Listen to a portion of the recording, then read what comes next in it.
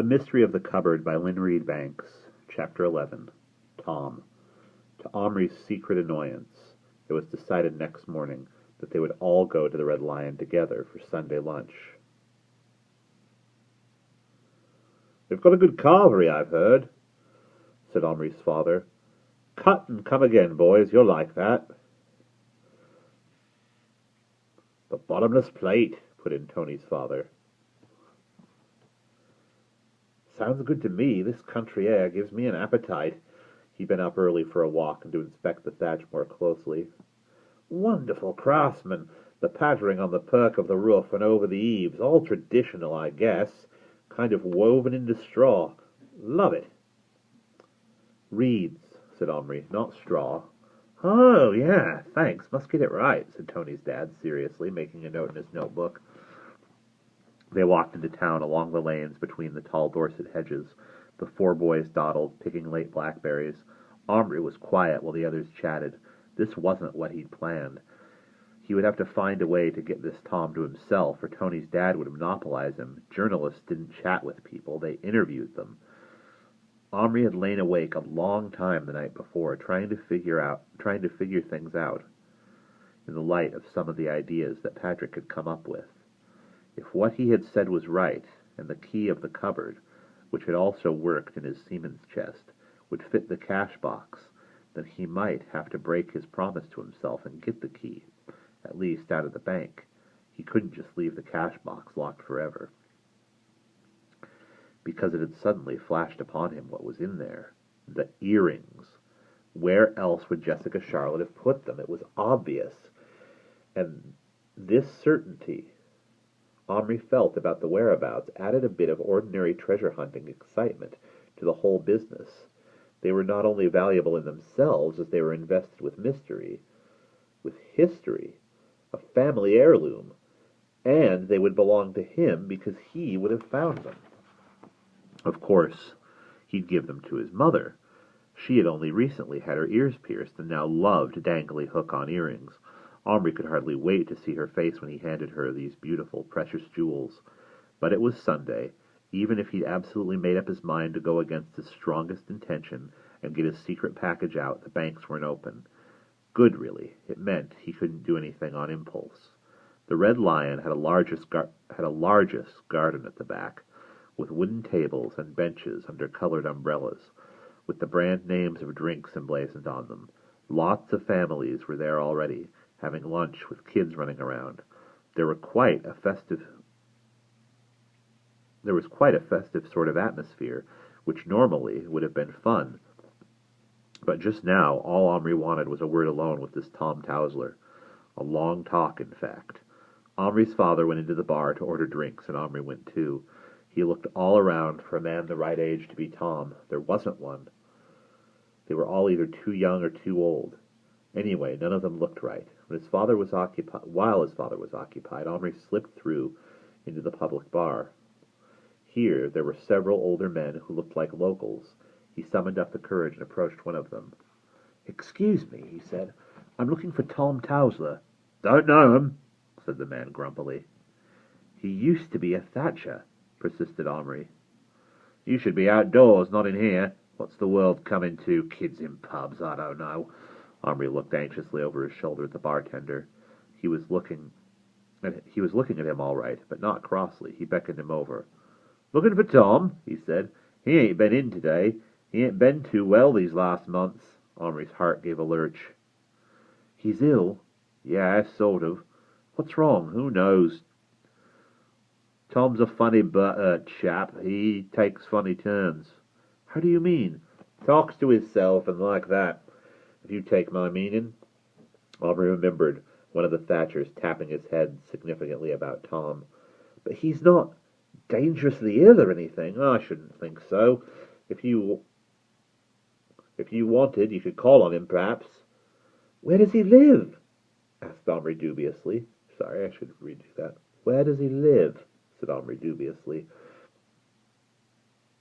"In the Fairacre estate with his daughter. She works here part-time. Name her Peggy." He wrote down the address. "He'd be glad of a visitor, I expect. Likes young company, does Tom." Is this far from here? No, just up the hill, 5 minutes. Back in the garden, Omri sidled up to Patrick.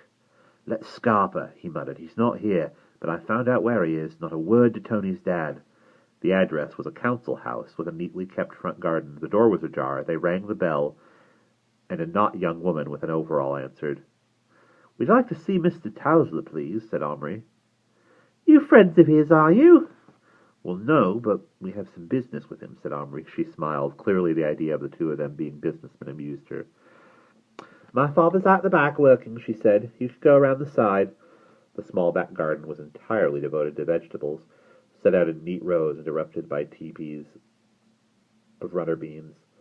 An old-looking man with a bald head was working away, pulling out spent pea plants and throwing them in a pile. He wore rubber boots and old clothes and had a cigarette end in his mouth. Omri coughed. Mr. Towler. The old man turned and stared at them. Omri thought he looked startled. Who are you? He asked rather sharply. Omri came to the edge of the vegetable bed and put out his hand. My name's Omri. My family's moved into Mistlehay farmhouse. The man looked quite blank for a moment. Then a curious expression came over his face. The odd thought flashed through Omri's mind. He's been expecting me.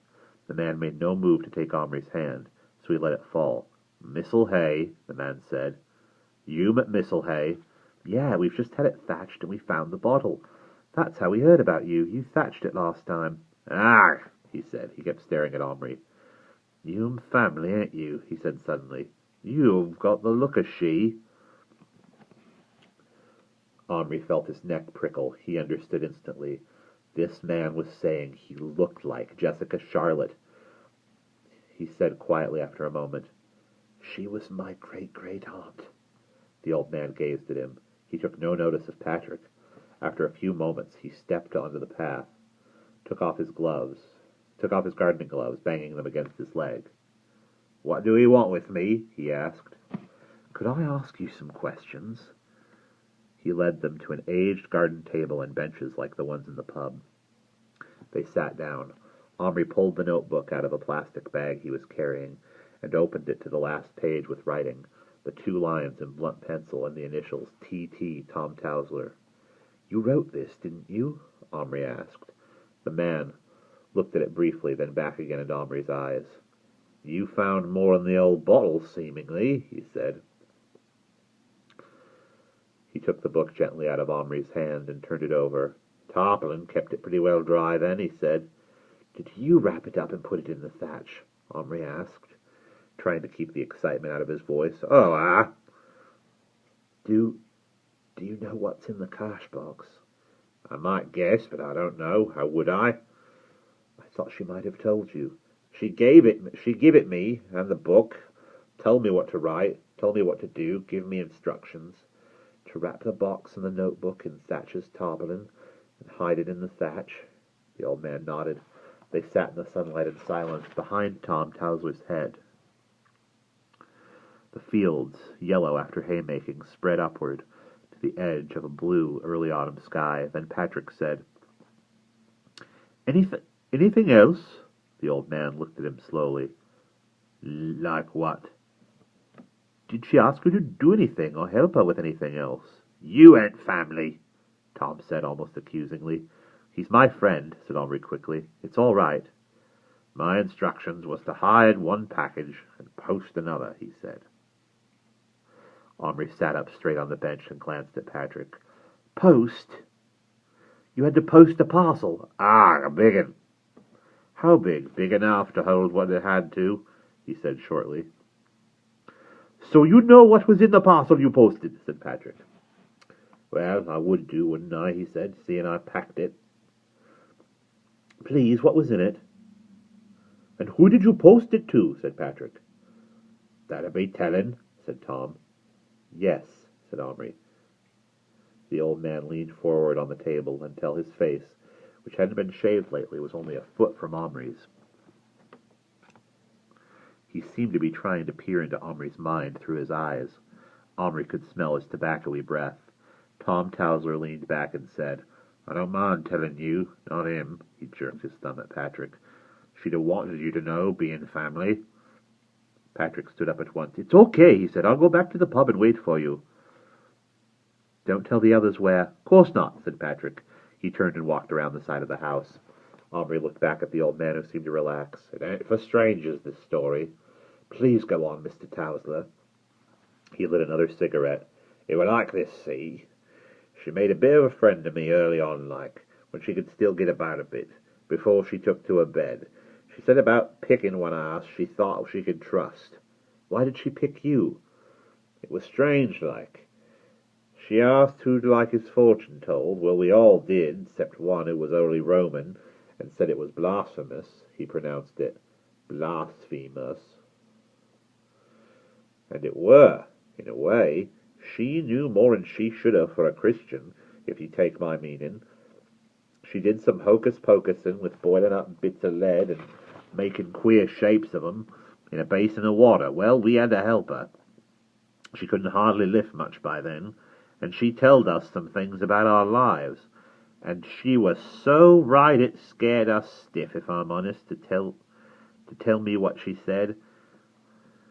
You'll live your life alone, yet not alone. Well, I were well and truly married, had a new daughter. I thought, we got a right one here. But then she looked at me out of them sad ill eyes and said, you will do. My mates on the team all laughed and said she'd got me running errands for her to the devil. What did she mean, you will do? She wouldn't say, not then, but after the others had gone out of the kitchen, where we was doing the hocus-pocus, she kept me back, boiled up the lead one more time, and made me steady her hand while she poured it for herself. When I touched her hand, like, he stopped and looked away. Yes? Prompted Omri eagerly. I can't rightly describe it. A tingling. I nearly let go, only I thought, she'll drop the saucepan, and the hot lead'll go all over, but holding her hand while she poured, well, I wouldn't do that again. For a mint of money, I can tell you, not to mention what happened after. What? She took one peep into the water, and in a second she'd covered up her eyes. Took a terrible turn, she did. I never saw if she took the piece of lead out and looked at it proper, like she done with ours, 'cause she just poured with one hand, all trembling, to the door, and ordered me to leave her to herself. But later we heard her crying something awful. And afterward, I mean the parcel. I'm coming to that. After a couple of weeks of stripping, we started on the thatching, see, and she was getting worse, with the doctor coming and going, till near the last she'd be about and getting us our tea and giving us money for cider and beer, and times we'd do her bits of shopping for her till the gentleman come.